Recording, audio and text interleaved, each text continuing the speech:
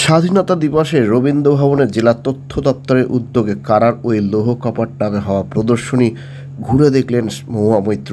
কৃষ্ণগঞ্জ লোকসভা কেন্দ্রের এই সাংসদ কৃষ্ণনগর প্রশাসনিক ভবনে পতাকা উত্তোলনের শেষে সকলের সঙ্গে হেঁটে রবীন্দ্র ভবনে আসেন। স্বাধীনতা সংগ্রামে ইতিবৃত্ত নিয়ে হওয়া প্রদর্শনীতে মিনিট 3 কাটানোর পর ফিরে যাবার আগে জেলা তথ্য দপ্তরের ভিজিটর বুকে স্বাক্ষর করে যান মহুয়া। আর এ নিয়ে আজকাল আগামী বিশেষ প্রতিবেদন। জেলা তথ্য দপ্তরের উদ্যোগে কারার ওই লৌহ কপাট ঘুরে দেখলেন মহুয়া।